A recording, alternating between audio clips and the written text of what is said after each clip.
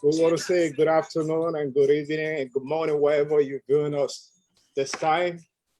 This is Family Connection International on a forum Keeping in Touch, a forum where we share life-changing experiences and stay connected. And as always, we're here every Friday and every Sunday at 6 p.m. Eastern Time. We are live on the East Coast, and this is a Facebook podcast. To our viewers, today again, we have us, Leva, and Ben is not here. I always have two co-hosts. Leva, how are you doing from your end? Well, thank you, Mr. Fasa. I'm doing great. Have a beautiful weather today, and just relaxing in our nice studio again. Ready to just bring the bags, Usually we get our guests on, and they always bring great things, interesting stories. So wherever you are, if you are watching, just stay tuned. Today you're gonna be feel again and feel happy about the show. Thank you, Mr. Faxa. Thank you so much. At this time, we just want to take a little pause of music and we're going to kind of introduce our guests and we'll go to our discussion. And don't forget, we just want to let our viewers know that Sunday will be our open mic and we'll be talking about culture and tradition. You can log in. How have society changed us? How have we left our culture and tradition? We'll be talking about it on Sunday. But for today, we have a special guest. Our brother Liva will be introducing our stuff and we'll go into our discussion. But by the way, if you're out there watching and viewing us, you have a comment, just drop us a comment on our Facebook page. If you have a question, just give us a question and we'll post that to our guests.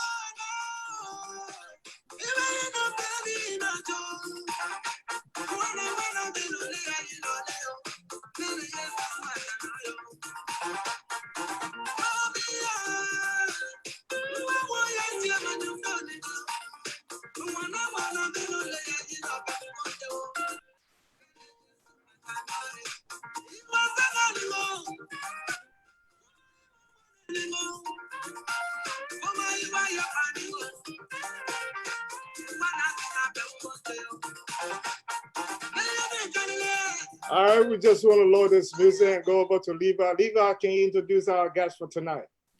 Yeah, thank you, Mr. Faxa. For our viewers, tonight we are privileged to have with us the first lone female guest on this platform.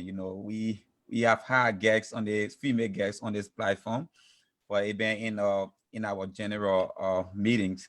So she's the first lone female guest. Tonight we have with us Hananatu Tunis. Hananatu Tunis is a descendant of Liberia with ties rooted in Sierra Leone. She is a St. John's University graduate, founder of the 1 Million Gags, and creator of the PADX project. Her passion and life mission is to empower women and girls through social entrepreneurship and philanthropic projects, while energizing them to make positive contribution to their communities and to the world at large.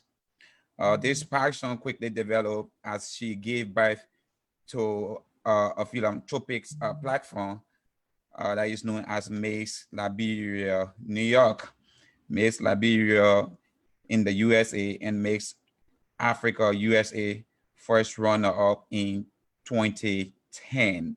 She has been featured in People's Star Watch magazine as the Reviews Role Models of the Month, giving recognition for enhancing the confidence of young girls in her community. In 2012, she founded 1 Million Girls and the PADS project, prepared and driven for success, a global initiative in imperial poverty in vulnerable communities of girls and women in West Africa.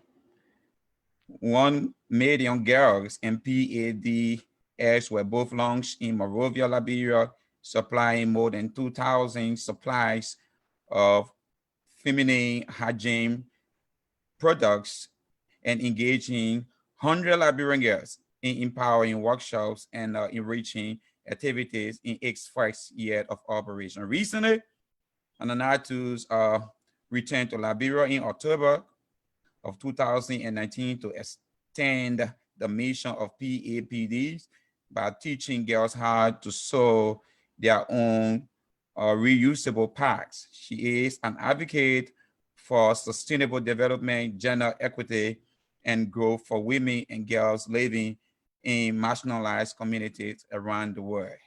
To our folks out there, if you are watching us, indeed honor and to introduce to you Miss Hananatu Tunis. Miss Tunis, you're welcome. Thank you. Thank you for that introduction, Minister Titus. I really appreciate that. And thank you for having me. Okay, thank you very much. As we kick the ball or get the ball started, Mix Tony, somebody out there will, apart from the profile we just read, we want to know a little about your life, you know, your family structure, as to whether this beautiful, gorgeous lady here is married. Somebody just want to know. So can you tell a little bit about your family structure? Who wanted to know? No one wanted to know that. Thank you so much again. So first and foremost, I know I said thank you, but I want to thank you, Minister Titus and Mr. Fasa, for having this platform for our people to be able to come and share. I think there is a lot of power in testimony and sharing stories, especially during this time. So thank you for inviting me. My family structure, I'm not, I'm not married, but I do take so much pride in being a child of God and a daughter of his kingdom. I have a big family though. I have a very big family. I have a lot of people know my mother and my father in the Staten Island community. I have my grandmother and a lot of family down south. I have family on the East Coast in Liberia. I have a sister there. So I have family all over. Very, very big family. So on both sides. Wow, that's great.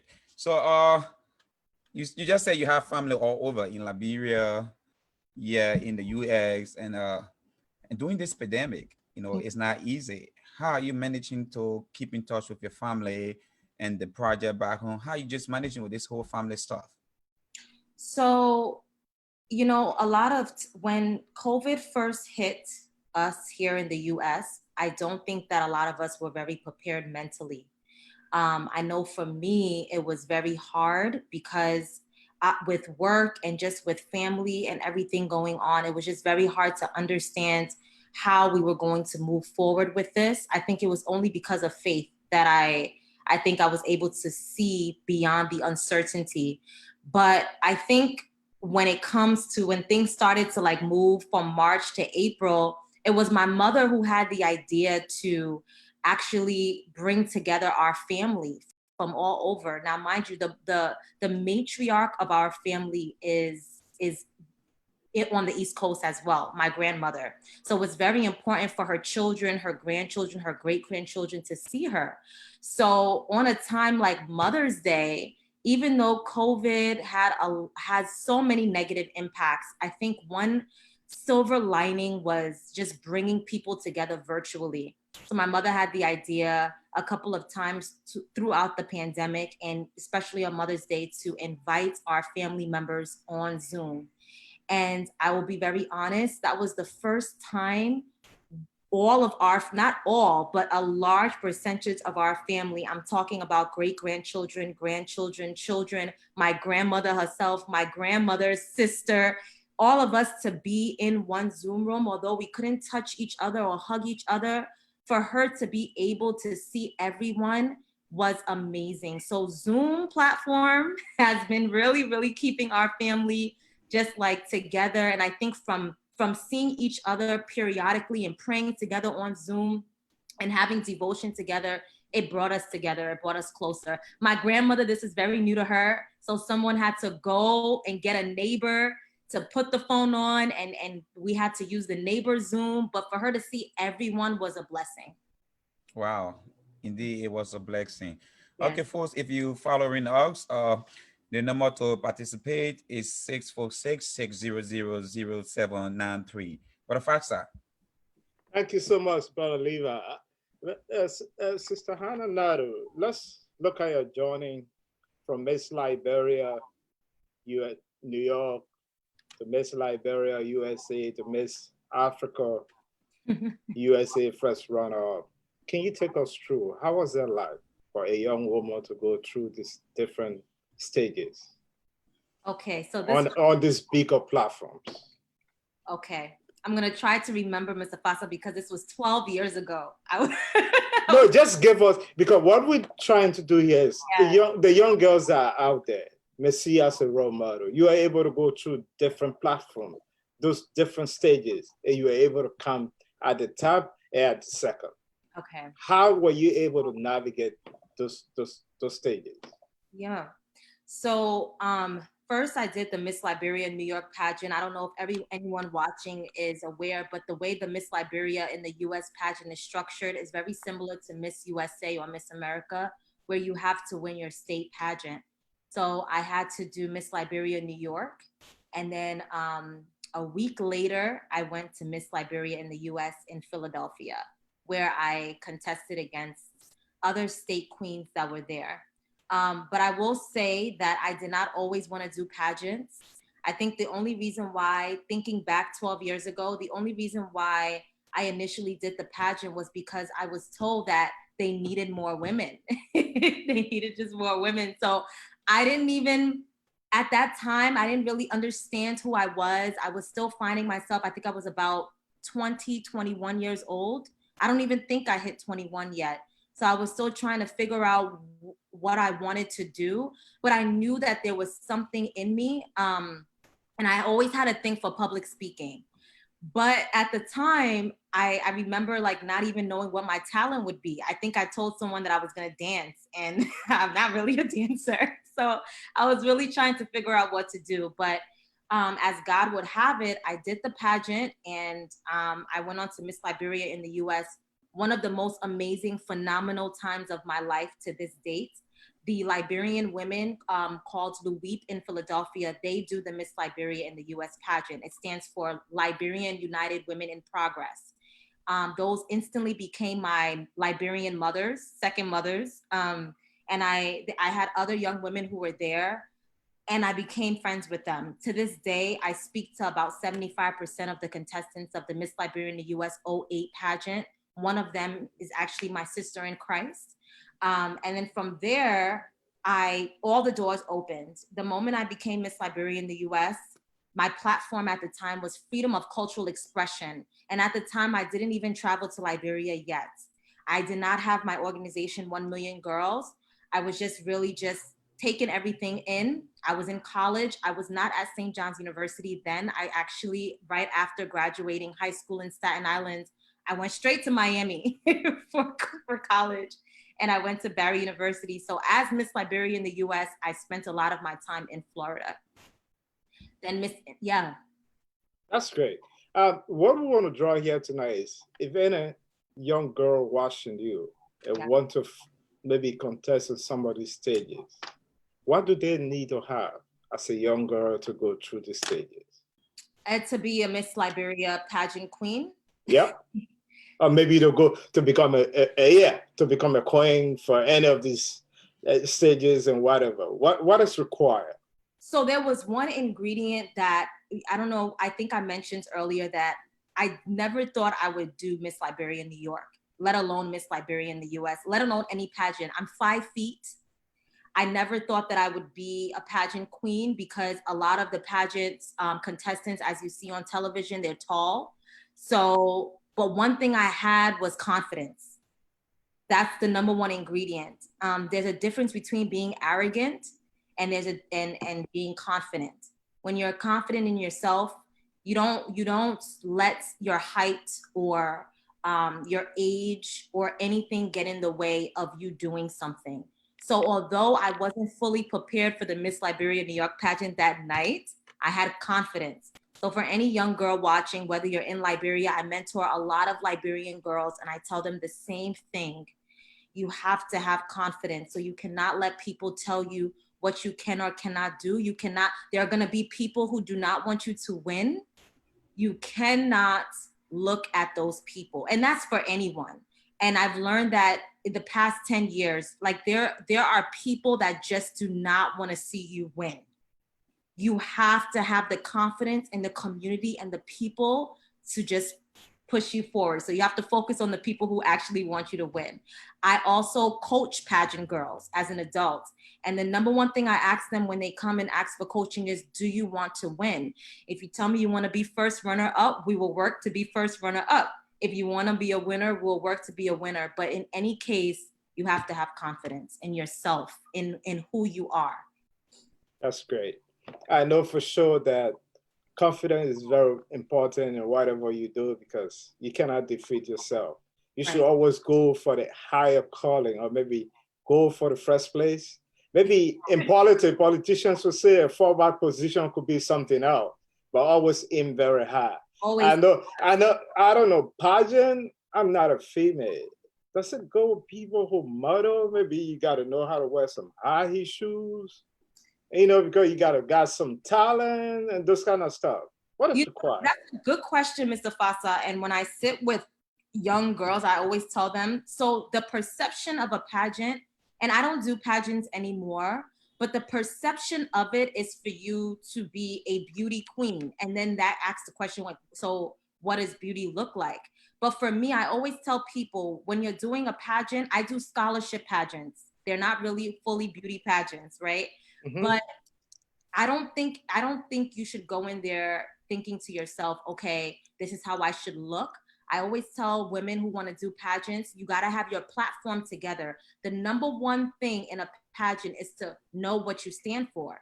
Some people, they stand for sexual harassment. They advocate for youth development, whatever the case may be. But the dresses, the makeup, the hair, how you look, the heels, that can all be trained. You can learn that. But the number one thing is what you stand for. And I think that's a common misconception with beauty pageants.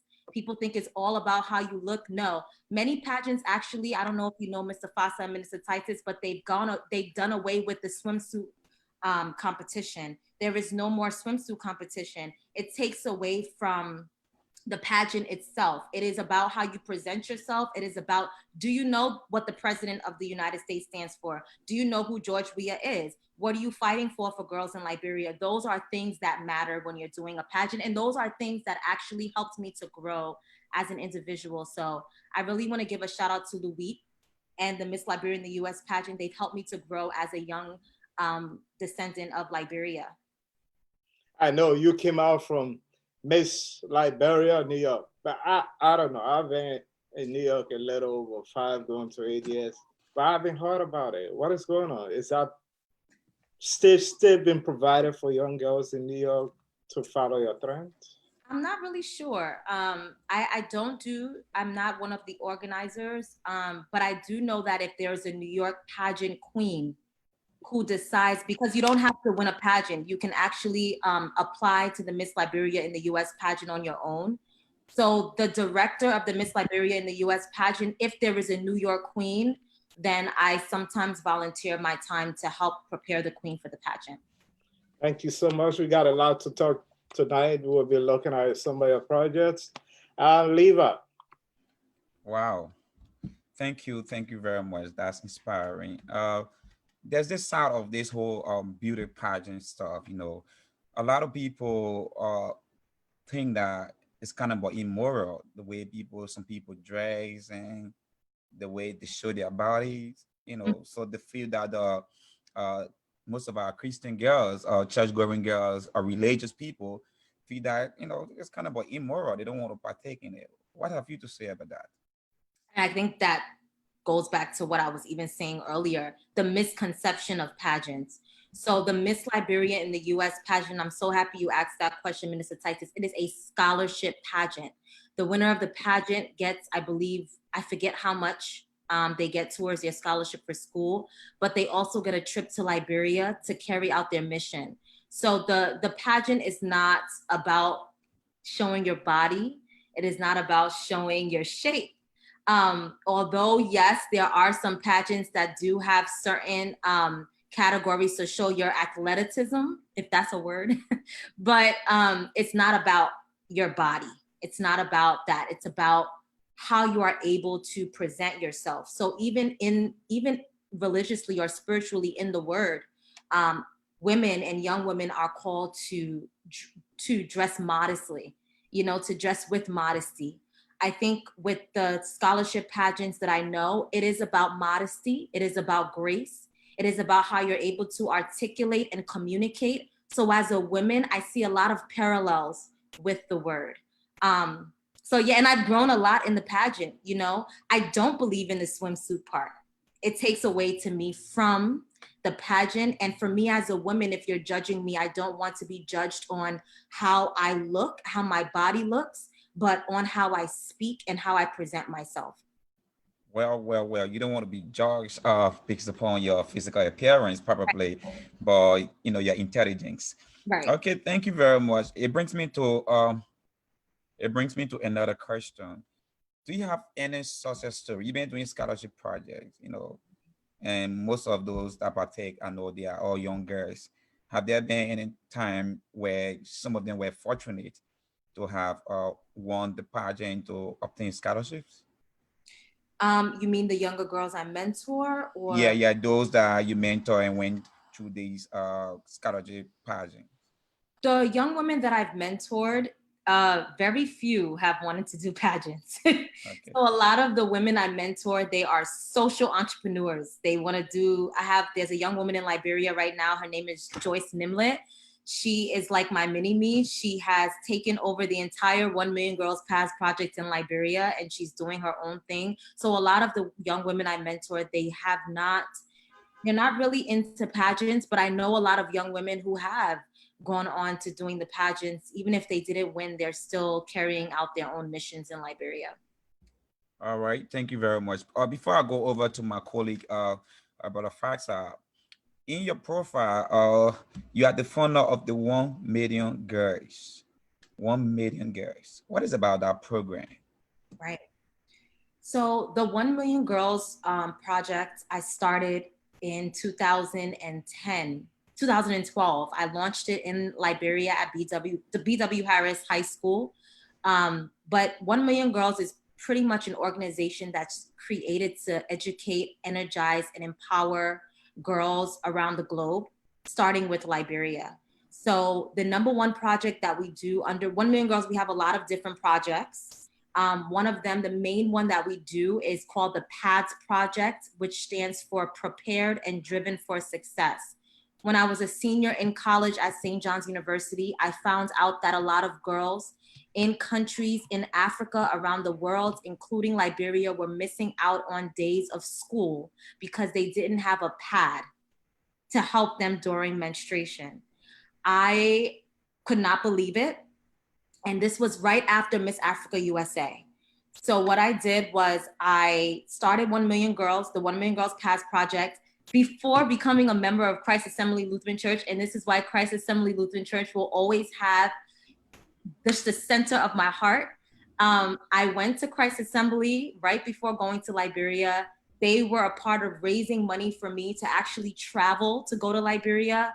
I got a whole bunch of people involved in Staten Island, and they were able to, I think I raised over 2,000 sanitary supplies for girls in Liberia. While that was happening, before I boarded the plane, I had people in Liberia getting 100 girls together at BW Harris from different schools in the area to come and benefit from the pads. And that's how 1 Million Girls started. Since then, we've gone to Liberia 4 times with pads. And the last time we went was last year, October, to teach girls how to make their own pads, because it wasn't sustainable to just give them pads, right? This is what we call period poverty. In the US, in Liberia, and all around the world, girls just do not have access to pads. A lot of women and girls do not make enough money to get pads to support something that's so natural as getting your period. So now we are teaching girls how to sew their own pads made out of cloth, where they'll be able to reuse them and not have to worry about buying pads. Thank you very much. Well, folks, if you are following us or just joining us, this is the program Family Connection International, or the platform Family Connection International, and we bring you live. Our guest makes Hananatu Tunis. She has contributed immensely to our society. Back to you, Brother Faxa. Thank you so much, Brother Leva. Sis Hananatu, you just ended on teaching girls how to sew their pad. Mm-hmm. Can you go elaborate a little bit for our viewers? How is this done? Is it the girls are learning how to sew? Is there a vocational process they're going through, or somebody is sewing these things and sharing with them? Okay, yeah, so we teach them how to do it themselves. So you can do it if a girl has a sewing machine, she's able to do it. If she has needle and thread, she's able to do it.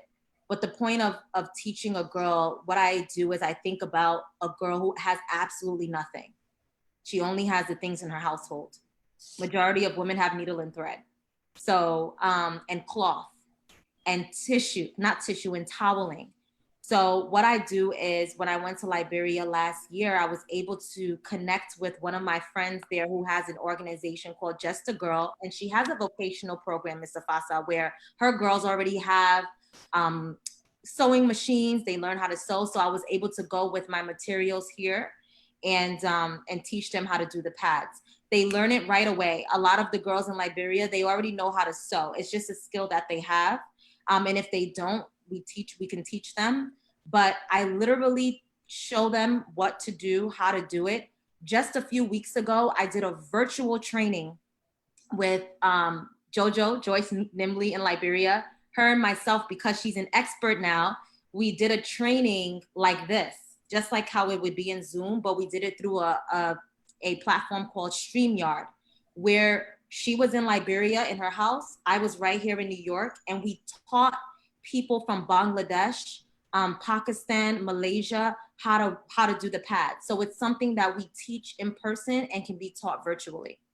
Great. Is this something that's disposable or something reusable? Reusable.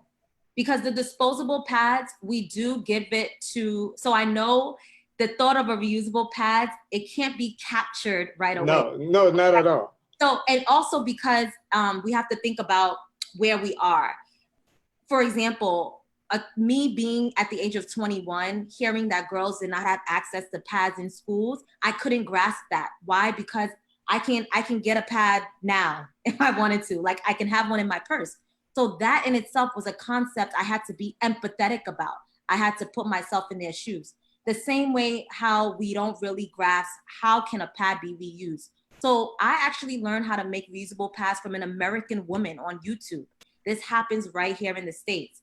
You just have to, what we do is we teach the girls how to make the pads, but we teach them how to clean them, how to wash them. There is a way in which you wash them. There's a way in which you clean them to be able to reuse them. But the fact is it does two things. The first thing, you're not having to go and buy pads all the time. In Liberia, when I went in October, the currency rate dropped. So you had girls having to pay 250 Liberian dollars for pads. The average girl cannot afford that. So making your own pads is definitely more affordable. And if you wash them properly, it's definitely safe. And it can help you be an entrepreneur. So if a girl wanted to be an entrepreneur in Liberia, she can make them and sell them. That's great. I think we got a lot to talk about, but these are some of the discussions that are very important to our society. But in Africa, to see a mother sitting down with maybe a 10-year-old daughter to have a conversation, that's not the case. In America, the child can be one, and you want to put something on them, they say, no, I don't want this. So how possible is that in other part of the world where a child cannot have a conversation with their parents? So just to clarify, you're talking about how parents and their children are speaking about menstruation and period poverty? Yeah. Is that possible? Because those are not things that are easily discussed in other part of Africa. Maybe a mom will be sitting down telling their daughter about menstruation, what they need to do, what not they need to do. I didn't see that. When I was growing up, my dad didn't tell me that I needed to shave, I needed to do this. I had to learn that on my own. Yeah. How possible is that? How is the communication possible? So I don't know about every household, but I do know that's a hard conversation, right? Even the conversation about whether it's about sex, whether it's about as being a woman, your body, menstruation, all of these things that have to do with young women here in the US or whether in Liberia, it really depends on the household, you know, and the relationship between the parents and what their parents are deeming priority to speak about. All I can do is speak for my organization. When 1 million girls goes to Liberia or to any community to speak about pads or menstruation, we do a menstrual hygiene workshop. So, you know, the idea is I always like to get parents involved, you know, to help them understand the importance of speaking to their young girls about menstruation. Mr. Fasa, you have young girls around the world growing up in communities where having a period is a taboo. It is bad. They are seen as unclean. These are some of the stereotypes and ideas that we're trying to destroy. But you know, a lot of the young women, you know, you're growing up in a household that the parents aren't talking about it. It needs to be spoken about. And I think as the leader of 1 Million Girls, as the head, I think it's always my job to make sure that the parents are involved and they're talking about it and they don't feel ashamed about it. And it's a cultural thing as well.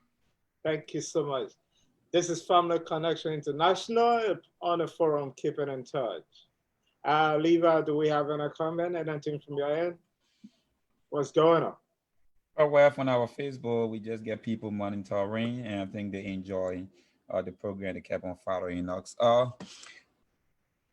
Makes Hananatu Tunis. Again, it's a pleasure having you here. It's so inspiring listening to those undertakings. You know, they are very major and very important in our society. I want to know, you said a lot. Are there challenges in making sure that your goal is met or the goal of the organization? What are those challenges that the organization is faced with?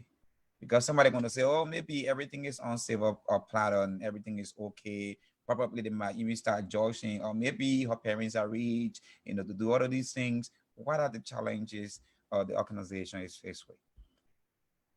Yeah, so you know, when you go into another country, when I go to Liberia many times, well, not many times, but I did encounter one challenge. And I think it speaks to a bigger challenge when we speak about people who try to help, but the people in the community, they don't see you as someone trying to help. They kind of try to challenge what you're doing by saying that it's not important. For example, my second mission trip to Liberia, I remember waiting in BW Harris in the lobby with the pads. It was Cathedral High School, I think, actually, but I was waiting with the pads, and a gentleman walked by and he asked me what I was doing and what the organization was about. And I told him what we were doing there, and he said, this is not gonna help them. He basically said that the project is not gonna help them, and it's basically a waste of time. And that is a challenge when we who are passionate, I'm just gonna make this very specific to Liberia since that's the target audience here. I think we are passionate, a lot of us are passionate about doing, a lot of young Liberians like myself are very passionate about doing things in Liberia.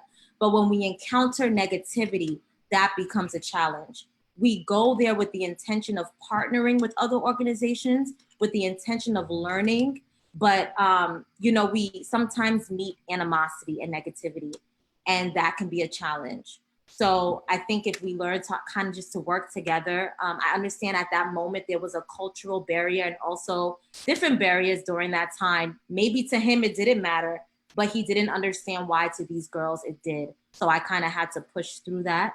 And right now, Minister Titus, this is a challenge. COVID-19 is a challenge. Why? Because I want to see my girls. I want to go to Liberia. I want to do more things with them. They want to see me. They want me to be hands-on. And although we're using these virtual ways and they are awesome, I still want to be with them. So this is a challenge. Oh, thank you very much. 1 million girls. I know there's a kind of a corporation or entity that is registered here in the States, right? Right. Yeah, if that is true, it's a have you grassroots organization here in the US, yes. yeah, have you ever thought of registering it in Liberia or in other African country? And have you ever been able to speak with the Ghana ministry because this falls on the Ghana? If so, how have they been able to embrace the idea? Because this is very, very important. Yeah, thank you for asking that question. So that is why I need to get to Liberia. That's why I need to go. But yes, so my 2013 trip to Liberia was special. We landed in Ghana. It was when Delta was going to, when they were traveling to Liberia. The layover time in Ghana was so long. I don't know if you all ever travel Delta, but they stop in Ghana for like maybe 30 minutes. This took a very long time. Reason being, President Sirleaf was coming on the plane.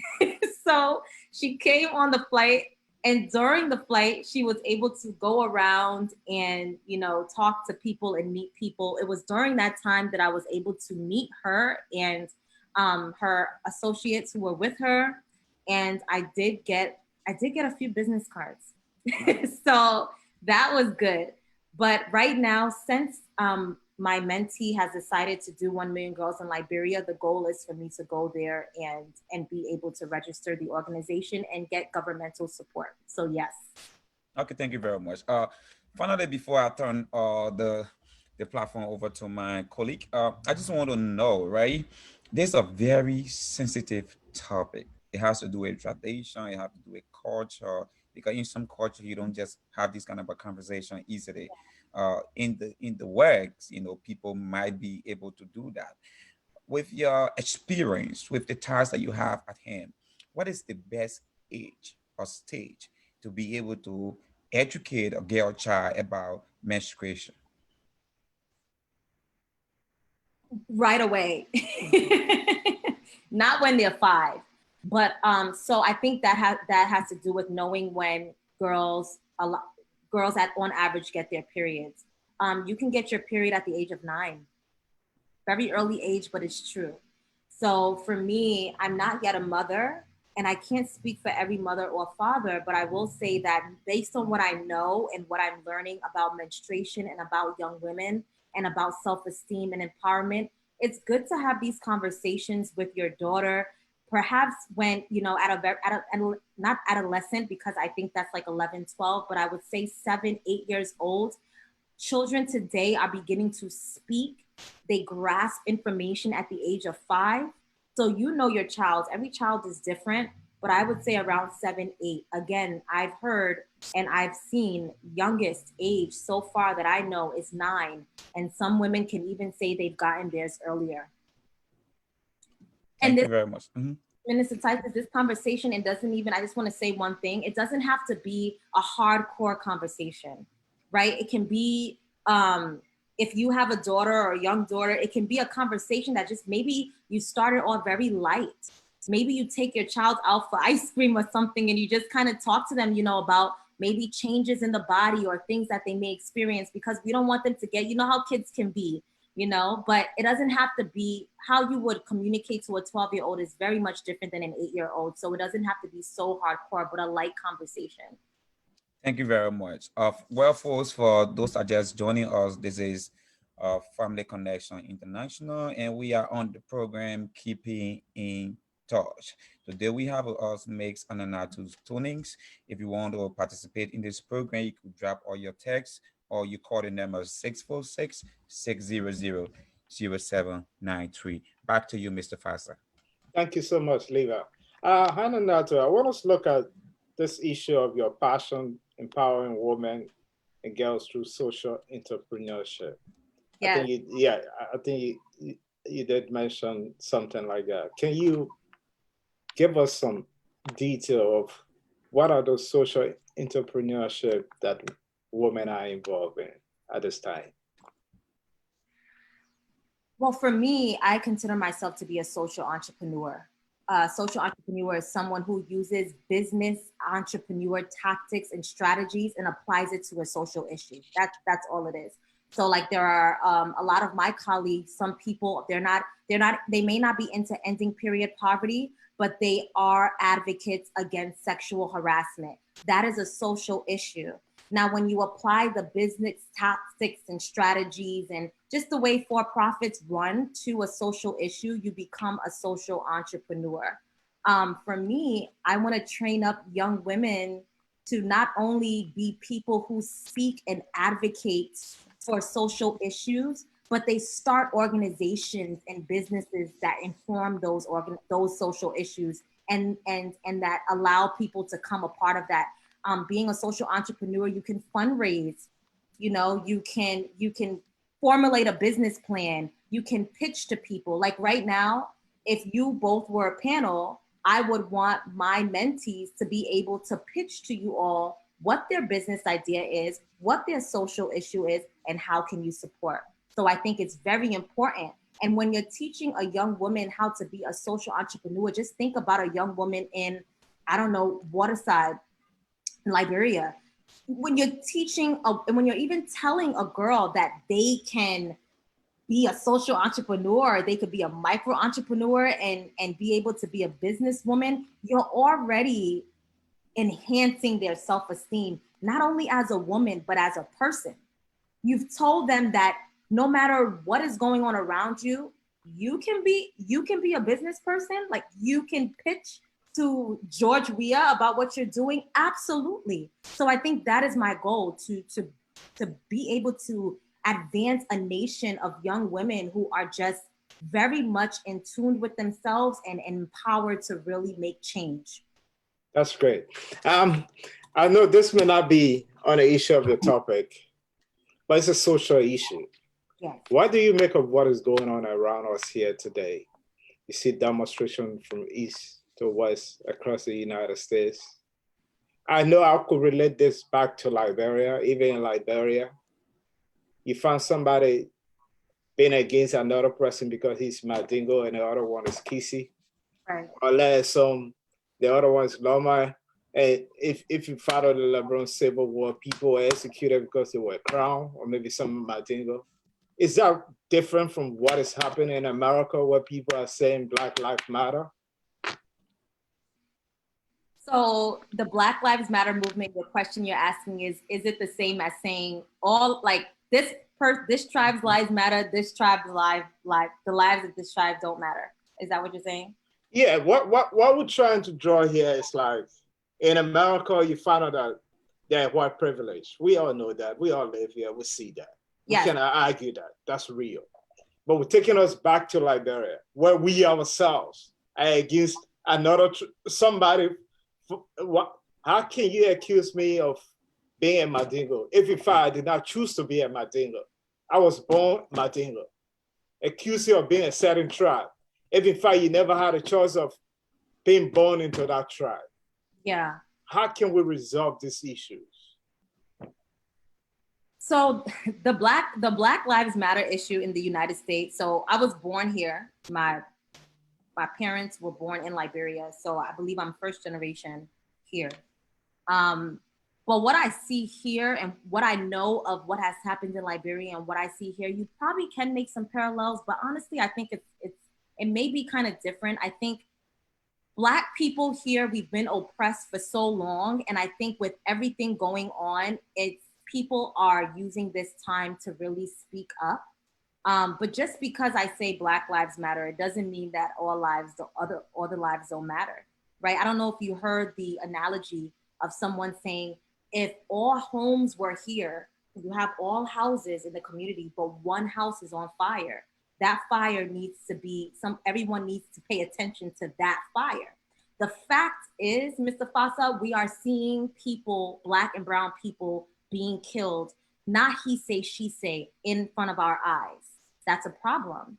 And this has happened to the United States for a very, very long time. So I think what's happening now is a revolution. I think people are really trying to speak up and use their voices as they should to make change. And change is happening. Change is happening. But I will say the Black Lives Matter movement does not mean that all lives don't matter. It means that there is a group of people in the United States that are being oppressed, that justice is not being experienced by, and our leaders, community leaders, religious leaders, our leaders in the White House, we all have to do something about it. That's great. Let's come back home on Staten Island, where we all live, our Liberia community. How involved are we in this advocacy? That's a good question. I know I'm involved. You may be involved. That's what I'm asking. We're talking as a community. Yes, because but I follow. Yeah, I follow most of some of the community leaders, some people in the community. I don't see that unity, us coming together, right, one agenda. What do you think is happening? So I'll tell you what I think, and I'll tell you what I've heard. I think sometimes with people who have migrated to the US, they feel like, and I'm not speaking for everyone, but it could be that if you migrated from another country to the US, the problems of the US, you probably disconnect yourself from it because you feel like it doesn't have to do with you. Some people who are from Liberia or Nigeria or Ghana or wherever, when they have come, even being Americans, even being here in the US, they're still more connected to the social issues in Liberia than in the US. And I'm not saying that that's a bad thing, because you're always going to have that deeply rooted connection to where you come from. But I think that if there is a message to the Liberian community that I want to leave on this platform today, if you are living in the US, whether you're a permanent resident, whether you are not, whether you are a US citizen, the issues happening in the US have to do with you. You took that US census. Everyone took the census. This all has to do with it. So whether you're Liberian American, you were born here, you weren't born here, the issues, you're Black. We're all Black. This has to do with us. So this is a social justice issue that as a community, we all should come together to be a part of. Absolutely. That's the need, because where you live is your home. Absolutely. I can always tell people, because we all live here. Whatever affect this place affect us directly. Yes. Yep. So we have to get involved and see how we can support whatever is going on as change is needed, so we can make sure that we all support this initiative to get this change done. Levi, anything from your end? We're almost trying to hit our 1 hour mark. We can rest assure you that this program is a 1 hour program. I know we'll still come back to you. But before I go to Levi, you were born in the US. Yes. What will you tell those kids that are born in the US to immigrant parents about going back home? Because sometimes you speak to some of them, I'm not interested. I don't want to go there. What will you tell them about going back home, learning their culture, going back home to see where their parents came from? What can you say about that? Right. I would tell them that it's so, first of all, it's so surprising to hear that. I feel like so many people want to go to Liberia now. It's the numbers have risen, but probably young children, probably they don't want to go back. I would tell them first of all, we have to understand too that a lot of young people don't understand how amazing Africa is and Liberia is. I always speak highly about the country of Liberia. Why? Because our young children in the American public system, when they see our African people, or when like the images they receive, it's not equal to what is actually happening. So they're thinking that there's so much going on. There's so many stereotypes. Oh, like African people, they're this, they're that. Oh, do you go to school on an elephant? Those are the things that they're hearing. You know, that those are stereotypes that they're hearing. So for me, I try to break those stereotypes. So if I was speaking to young people, I would tell them that it is very important to go back to your roots.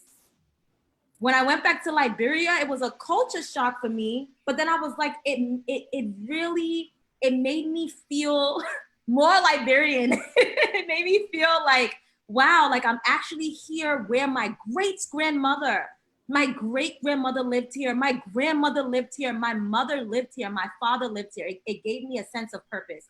So I would encourage them to go back, not only to see the beautiful oceans and to see the greenery and how beautiful it is, but to fulfill their purpose, to understand who they are.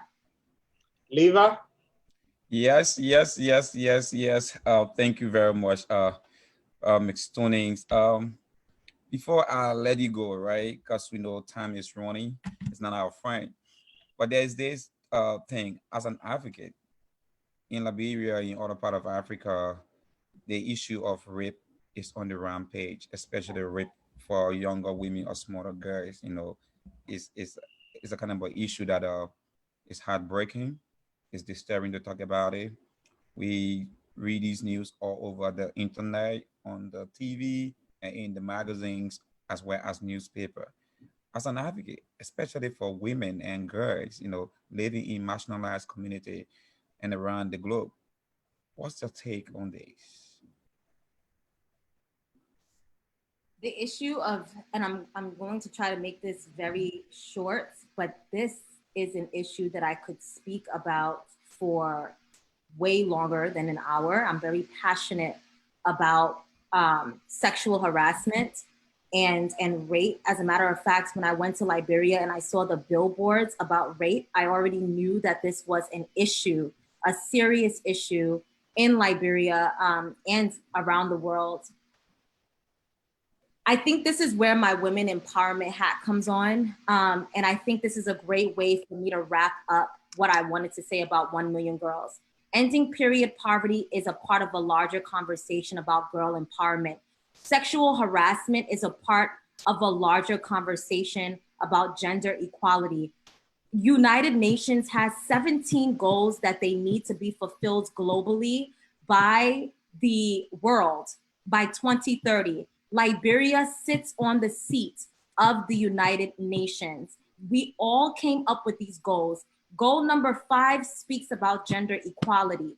So if there is a large issue and significant issue of rape and sexual harassment in Liberia, which there is, this has to be taken seriously. It has to be funded. The projects and things that are happening, it needs to be, people need to be held accountable because like I said, Liberia sits on the seat of the United Nations. This is not just a Liberian problem, it is a global issue and we need to take care of our Liberian girls. So whatever it is that we can do to do it, I think the number one thing that we cannot do is turn a blind eye to this. There are many girls in Liberia who are victims to this. This is a cultural issue in the Liberian community and African community at large. There are many girls who do not feel comfortable speaking about this because they feel like it is not important. As individuals, I think it's necessary for us to self-reflect and make sure that we are not turning a blind eye to this because this is a huge issue. And I am definitely one of those advocates for sexual harassment and those victims who are victims of rape in Liberia. Okay, thank you very much. Thank you very much. You know, time is running too fast. I hope that we had the luxury of time to be able to go through a lot of things that we have on our book here. But it has been a real pleasure having you with us today. A lot of people are watching us, some from Africa, some from around the globe, particularly Liberia. How can they get in contact with this 1 million girl organization? How can they get in contact with you? Do you have something like a website, or do you have like an email address or contact number that you could read out there to our audience to be able to get in touch with you? So to get in touch with 1 million girls, the best way is by email, Facebook, and Instagram. Our email address is the number one, not ONE, 1 million girls @gmail.com. On Facebook and Instagram, we're also 1 million girls, but you spell it out. So spell out ONE million girls on Facebook and on Instagram. Please follow us. And if you would like to be a part of any our philanthropic projects, please do reach out. Thank you very much. Back to you, Mr. Fasa. Thank you so much, Hananatu. We want to say thank you for taking up your time to be here tonight. And the last issue you touched, the issue of sexual harassment and rape. I don't know if you have the time. I would like you to come back to see how we can strictly look at our issues. And sometimes there's an issue. People who come from different cultural background come to the States and maybe want to look for a partner. But even at a workplace, if you look at a lady for too long, it's sexual harassment. You're afraid. You know, these are some of the concerns they have. So there's a need for us to talk about this. How can these guys try to navigate to get that lady they found out so special to them, but they're afraid to even make a move because the lady will say, oh, the man is sexual harassing me. So is there anything that maybe we did not ask you tonight you'd like to say, maybe as a parting comment or maybe just to close up? That's a very interesting question. What I will say, there's a way in which you do things, you know. There's a lot of sexual harassment trainings going on in workplaces. So you want to be very careful. When you go to work, you have to understand that that's a professional space. If there's someone that you're interested in at your job, speak to the person outside of work. The work is not the place. I'll leave it there. Thank you so much for taking our invitation to be here tonight. I hope we can, I hope we can get back to you sometime. Maybe to come back to see what we can look at other topics, and also look at your project you still continue to do in Africa, in Liberia and Africa and around the world, which is very important to girls growing up. And on behalf of the entire crew, we should have one more guy on this team tonight, but he's not here. He's behind the scene. That's Ben Keto. Ben, we'll miss you, guys. And on behalf of Liva, our guest, we want to say thank you so much for viewing. Have a good night, a good evening, a good morning, wherever you watch. All right, bye.